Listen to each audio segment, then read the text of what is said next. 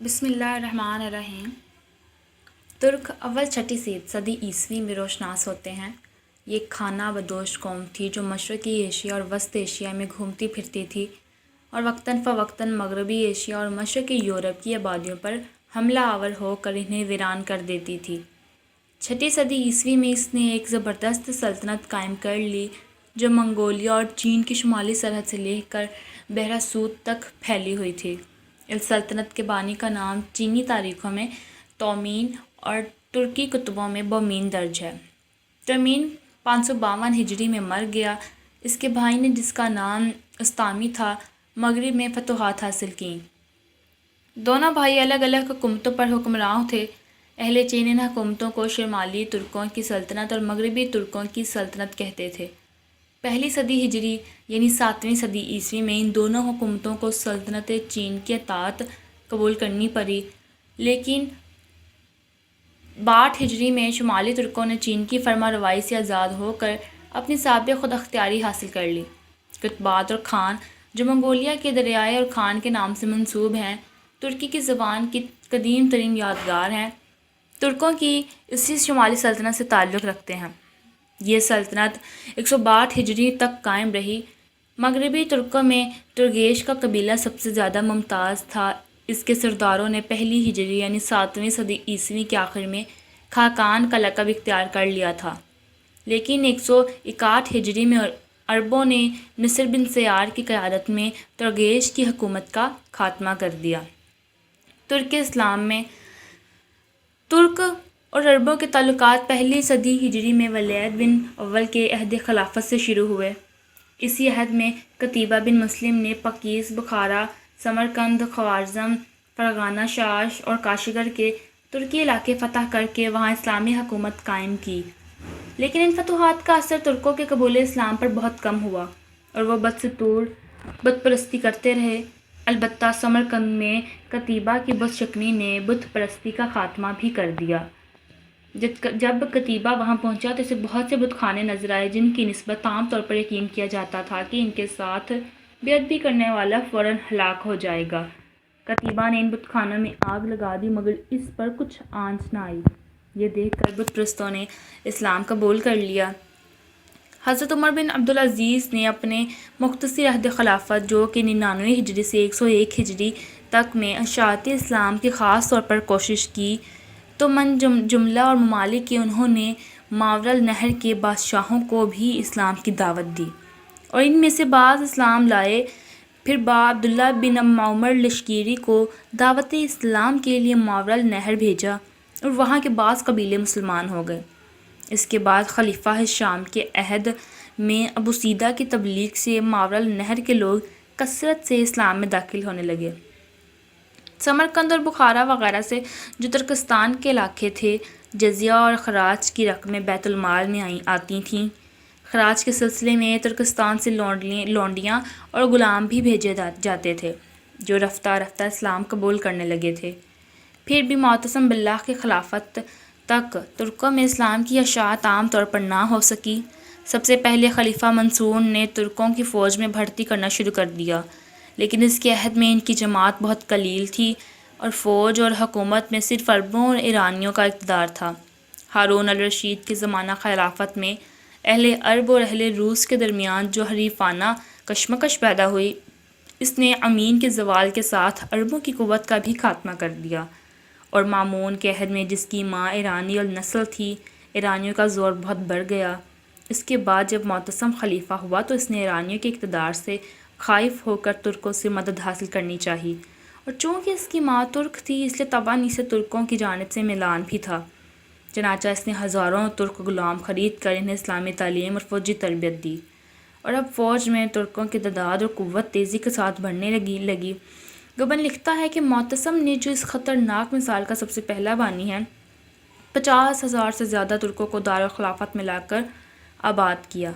اس نے ان کے لیے طلاکار ریشمی لباس تجویز کیا اور زریں ٹپکے وردی میں شامل کیے، جس کی وجہ سے ترکی دستے دوسری فوجوں سے ممتاز معلوم ہوتے تھے۔ ہر سال ہزاروں ترک غلام پایا تخت میں لائے جاتے اور ان میں سے کچھ محافظ شاہی دستہ میں شامل کر لیے جاتے اور باقی فوج میں بھرتی ہوتے تھے۔ جو اپنی قابلیت میں زیادہ ممتاز ہوتے تھے وہ فوجوں کے سپہ سالار مقرر کیے جاتے تھے۔ جوں جو ترکوں کی قوت فوج بڑھتی گئی، عربی دستے کم ہوتے گئے۔ ترکوں کو چونکہ خلیفہ کی خاص سرپرستی حاصل تھی، اس لیے وہ کسی کی پرواہ نہیں کرتے تھے اور بغداد کی سڑکوں پر بے تحاشا گھوڑے دوڑاتے تھے، جس سے اکثر عورتیں اور بچے ٹکرا کر زخمی ہو جاتے تھے اور بعض اوقات مر بھی جاتے تھے۔ اس لیے بغداد کے باشندے ان کے مظالم سے بہت جلد عاجز آ گئے۔ جب معتصم کے پاس ان کی شکایتیں کثرت سے پہنچنے لگیں تو اس نے فیصلہ کیا کہ ترکوں کے لیے بغداد سے باہر ایک چھاؤنی بنائی جائے۔ اس غرض کے لیے اس نے سامرا کا مقام پسند کیا، جو بغداد سے تقریباً 60 میل کے فاصلے پر واقع تھا۔ یہ مقام اس کو اس قدر پسند آیا کہ اس نے اس کا نام بدل کر سرمن رائے، جس نے دیکھا خوش ہوا، رکھ دیا۔ فوجی بارکوں کے علاوہ خلیفہ اور وزراء کے لیے بھی عالی شان محل تیار کروائے گئے۔ چونکہ معتصم نے بغداد کا قیام ترک کر کے اپنی ترک سپاہ کے ساتھ سامرا میں رہنا شروع کر دیا، اس لیے رعایا کے ہر طبقہ کے لوگ اسی نئے شہر میں آ کر آباد ہونے لگے اور تھوڑے ہی دنوں میں سامرا ایک نہایت پرروشن شہر بن گیا، جو 221 ہجری سے لے کر 249 ہجری تک 7 خلفائے عباسیہ کا دارالسلطنت رہا۔ جب معتمد تخت پر بیٹھا تو اس نے سامرا کو چھوڑ کر پھر بغداد کو پایا تخت بنایا۔ معتصم کی ترک نوازی کی وجہ سے رفتہ رفتہ ترکی شہزادے اور امراء بھی ترکستان سے آ کر سامرا میں آباد ہونے لگے، جن میں بعض بت پرست اور بعض آتش پرست تھے اور بعض مسلمان ہو گئے۔ دارالخلافت میں رہنے کے بعد غیر مسلم ترکوں میں بھی اسلام پھیلنے لگا اور اس تعلق سے ماوراء النہر کے ترکوں میں جو اپنے وطن میں مقیم تھے، اسلام کی اشاعت ہونے لگی۔ ترک سرداروں کے اسلام قبول کر لینے سے ان کے جرگے اور قبیلے بھی مسلمان ہوتے گئے۔ 4 صدی ہجری یعنی کہ 10ویں صدی عیسوی میں ترک بطوع خاطر بکثرت اسلام میں داخل ہوئے۔ اس کے بعد 470 میں 2 لاکھ ترک گھرانے مسلمان ہوئے۔ ابن اسیر کا بیان ہے کہ ماوراء النہر کی ایک ترکی قوم کے 10,000 گھرانے جو بلا ساغون اور کاشغر کے نواح میں اسلامی علاقوں پر دھاوے مارا کرتے تھے، صفر 735 میں اسلام لائے۔ خلیفہ معتصم کے بعد ترکوں کا اقتدار فوج و حکومت میں روز بروز بڑھتا گیا اور نوبت یہاں تک پہنچی کہ خلیفہ بغداد کا عزل و نصب تمام تر انہی کے ہاتھ میں آ گیا۔ نہ صرف تخت بلکہ خلیفہ کی زندگی بھی انہی کے رحم و کرم پر تھی۔ انہوں نے معتدد خلفاء کو ذلیل کر کے تخت سے اتارا اور بعض کو قتل بھی کر دیا۔ نتیجہ یہ ہوا کہ دولت عباسیہ کا زوال سلطنت کے ہر حصے میں نمایاں ہونے لگا۔ مختلف صوبوں کے گورنروں نے پایا تخت سے آزاد ہو کر اپنی اپنی خود مختار حکومتیں قائم کر لیں۔ مثلاً ایرانی گورنروں نے خراسان میں طاہرہ، فارس میں صفاریہ، ماوراء النہر میں سامانیہ، آذربائیجان میں ساجیہ اور جرجان میں زیاریہ کی جداگانہ حکومتیں قائم کر لیں۔ اسی طرح ترکوں نے مصر میں طولونیہ، ترکستان میں ایلیکیا، پھر مصر میں خشیدیہ اور افغانستان اور ہند میں دولت غزنویہ کی بنیاد ڈالی۔ یہ تمام حکومتیں 3 صدی کے وسط سے 4 صدی ہجری کے وسط تک قائم ہو گئیں۔ 5ویں صدی ہجری یعنی کہ 11ویں صدی عیسوی میں ترکوں کے ایک گروہ نے خراسان میں دولت سلجوقیہ کا بنیاد رکھا۔ آل سلجوق کا موروثی آلہ وقت دقاق تھا، جو کاشغر کے ترکی قبائل کا ایک رئیس تھا۔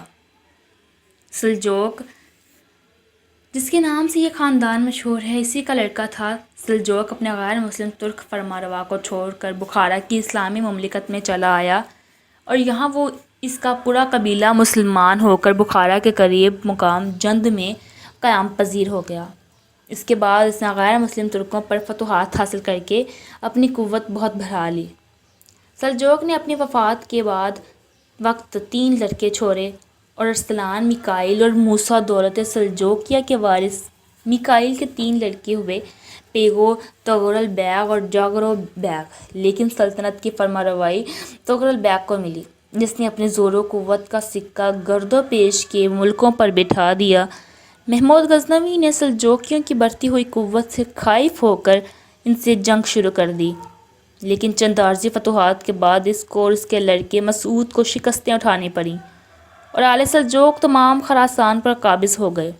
اس کے بعد انہوں نے جرجان، طبرستان اور خوارزم پر بھی قبضہ کر لیا۔ پھر طغرل بیگ نے اسغان، تبریز اور حلوان کو بھی اپنی سلطنت میں شامل کر لیا۔ یہ وہ زمانہ تھا جب بغداد میں ترکوں اور آل بویہ کی باہمی مخاصمت نے سخت بدامنی پھیلا رکھی تھی۔ خلیفہ معتصم کے بعد دولت عباسیہ پر روز بروز ترکوں کا تسلط بڑھتا گیا، لیکن چوتھی صدی ہجری سے آل بویہ نے اپنا اقتدار خلافت بغداد پر قائم کرنا شروع کر دیا، جس سے ترکوں کی قوت پر اثر پڑنے لگا۔ ان کی حالت خصوصیت کے ساتھ بد سے بدتر ہونے لگی۔ مجبور ہو کر ترک سرداروں نیز خلیفہ قائم بامر اللہ نے تغرل بیگ کے اس فتنہ کے فرد کرنے کے لیے طلب کیا۔ چنانچہ تغرل بیگ رمضان میں بغداد میں داخل ہوا اور ملک رحیم کو گرفتار کر کے دولت آل بویہ کا خاتمہ کرا دیا۔ اب بغداد میں آل سلجوق کا اثر قائم ہو گیا۔ خلیفہ نے سلطان شرق و غرب کے خطاب سے تغرل بیگ کی عزت افزائی کی۔ اس کے بعد تغرل بیگ نے عراق، موصل، دیار بکر کو اپنی سلطنت میں شامل کر لیا۔ پھر الپ ارسلان کے دور حکومت میں ایشیائی کوچک اور شام بھی فتح ہو گیا۔ ملک شاہ نے عدن اور یمن پر بھی قبضہ کر لیا۔ اس طرح سے 5ویں صدی سے 7ویں صدی ہجری تک خلیفہ بغداد کے ایشیائی مقبوضات کا بیشتر حصہ آل سلجوق کے زیر نگیں رہا۔ سلاجقہ روم، اس خاندان کا بانی سلمان بن قتلمش تھا۔ قتلمش تغرل بیگ کے سرداروں میں تھا، لیکن بعد میں اس نے الپ ارسلان کے خلاف بغاوت کر کے خود مختاری حاصل کر لی اور بالآخر رے کے قریب جنگ میں مارا گیا۔ اس کا بیٹا سلمان قسمت آزمائی کے لیے ایشیائی کوچک میں چلا گیا اور نائسا پر، جو بازنطینی سلطنت کا ایک مشہور شہر تھا، قبضہ کر کے اسے اپنایا اور تخت بنایا اور ایک نئی سلطنت کی بنیاد ڈالی۔ اس نے انطاکیہ کو بھی اپنی حکومت میں شامل کر لیا، لیکن پہلی جنگ صلیبی میں سلاجقہ روم کی قوت کو سخت صدمہ پہنچا۔ نائسا ان کے ہاتھوں سے ہمیشہ کے لیے نکل گیا اور اسی کے ساتھ ایشیائی کوچک میں مغربی حصہ میں ان کی حکومت کا خاتمہ ہو گیا اور اس علاقے پر بازنطینیوں کا قبضہ ہو گیا۔ اب صرف ایشیائی کوچک کا اندرونی حصہ ان کے پاس رہ گیا تھا، لیکن وہاں بھی دانش مندیوں سے مقابلہ تھا۔ غرض 6 صدی ہجری کے اوائل میں سلاجقہ روم کی حالت بہت نازک نظر آتی تھی، لیکن مسعود بن کلیج ارسلان نے اس گرتی ہوئی سلطنت کو سنبھالا اور کونیا کو پایا تخت بنا کر ایک مضبوط حکومت قائم کی۔ اس کے جانشین کلیج ارسلان ثانی نے اپنی فتوحات سے سلطنت میں اضافہ کیا اور دانش مندیوں کو مغلوب کر کے انہیں اپنا محکوم بنایا۔ کلیج ارسلان 570 میں کلیج ارسلان ثانی کا انتقال ہو گیا اور اس کی جگہ اس کا چھوٹا بیٹا غیاث الدین کیجخر واول تخت نشین ہوا۔ اس نے بازنطینیوں سے جنگ کر کے انطاکیہ کی بندرگاہ پر قبضہ کیا اور اس کے بعد اس کے جانشین عزار الدین کیکاؤس اول نے سنوب کو بھی فتح کر لیا۔ عزار الدین کیکاؤس اور اس کے بعد علاء الدین کیقباد کا دور حکومت شان و شکوہ کے لحاظ سے سلاجقہ روم کی تاریخ میں اپنا نظیر نہیں رکھتا، لیکن غیاث الدین کیکسرو ثانی ہی کے عہد سے سلطنت کا زوال شروع ہو گیا جو پھر نہ رکا۔ اس دوران میں تاتاری طوفان ایشیائی کوچک کی سرحد تک پہنچ چکا تھا اور ارض روم اور سرحدی قلعوں پر تاتاریوں کا قبضہ ہو گیا تھا۔ آخرکار قزواق کی جنگ نے دولت سلجوقیہ کی قسمت کا فیصلہ کر دیا اور آل سلجوق کی آزادی ہمیشہ کے لیے ختم ہو گئی۔ صلح کے بعد تاتاری چلے گئے، لیکن کیکسرو ثانی کی وفات پر جب اس کے تینوں لڑکوں کی مشترکہ حکومت کی وجہ سے سلطنت میں بدنظمی پیدا ہوئی تو تاتاریوں نے پھر حملے کی کوشش شروع کر دی۔ اس درمیان میں ایک لڑکا مر گیا اور تخت کے دعوے دار بقیہ 2 لڑکے عزاء الدین اور رکن الدین رہ گئے۔ ہلاکوں نے سلطنت کو ان دونوں کے درمیان تقسیم کر دیا۔ مغربی صوبے عزاء الدین کو اور مشرقی رکن الدین کو دیے، لیکن حکومت دراصل تاتاریوں کی تھی اور سلاطین سلجوق کا عزل و نصب انہی کے ہاتھوں میں تھا۔ تاتاریوں کے تشدد سے عاجز آ کر امراء سلطنت نے اہل مصر سے مدد کی درخواست کی اور مصریوں نے ایشیائی کوچک میں تاتاریوں کو شکست دے کر بھگا دیا، لیکن ان کی واپسی کے بعد تاتاریوں نے پوری طرح انتقام لیا اور دولت سلجوقیہ کے رہے سہے اقتدار کو بھی خاک میں ملا دیا۔